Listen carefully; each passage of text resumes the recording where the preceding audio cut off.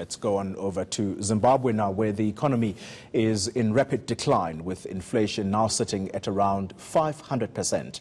This has forced people to flock to South Africa for basic services and food. This as shelves remain empty and prices surge. Speaking to my colleague Shahan Ramkasoon, ENCA's Rofio Matzena breaks down the current situation for us. There are those 18-hour power cuts that we are seeing, shortage of goods. Manufacturers, producers are not able to produce any goods or services within the country. So what you'll find is that a lot of Zimbabweans are flocking into South Africa for basic goods and services. And another main reason, apart from the lack of availability, is this 400% increase, Shahan, in the cost of basic services. Of course, that's made worse by those ever-high inflation numbers. 558%, that being suspended for the next 6 months so that the new currency can kind of contribute to new inflation data that we'll be seeing in 2020. So pay rises we have seen for about 130,000 government workers has increased by about 10%, and that's to encourage some spending within the economy, for there to be some money flowing in and out of the Zimbabwean economy. But what's interesting about this particular situation is that what's happened is that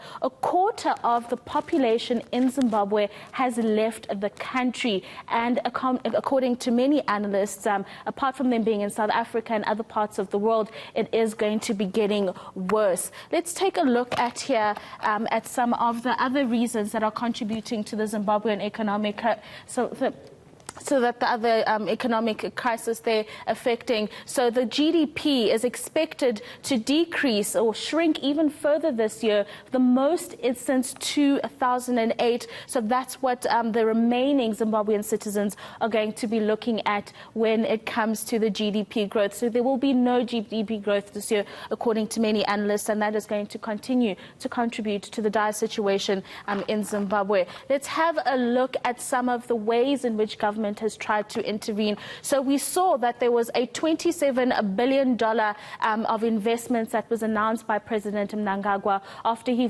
went on an investment roadshow. Some of this money has yet to be seen in terms of contributions to key sectors within the Zimbabwean economy. And many people have said this is eerily similar to what we saw during the Mugabe years, where billions and billions were promised in terms of projects that would boost the economy. And this, to this day, is yet to be seen.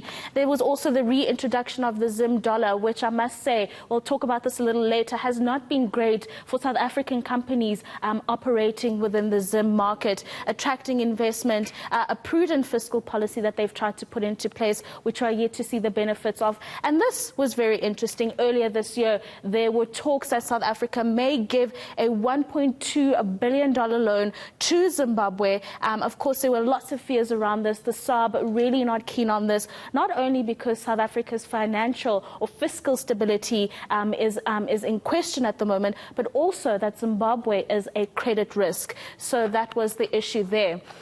And now we look at how it relates to South Africa directly. There are a number of companies operating in the Zimbabwean market. South African Airways, for example, has around $1 billion stuck in the Zimbabwean economy, money that they're unable to repatriate because of the lack of financing in Zimbabwe. And companies like Nedbank and Tongaat, this is just to name a few. There's Standard Bank, many other companies that are not only are unable to further invest into the Zimbabwean economy, but they can't get money out. So shareholders saying you can't put money into an economy where we don't know where that cash is going. And also we're not getting our dividends. Some companies not paying our dividends for the past 2 to 3 years just because of what's happening in Zimbabwe. But of course, there's always a little bit of a silver lining. Retail businesses in South Africa, like your Massmart chains, are benefiting quite nicely from that influx of Zimbabwean nationals that are coming through to buy bulk basic goods.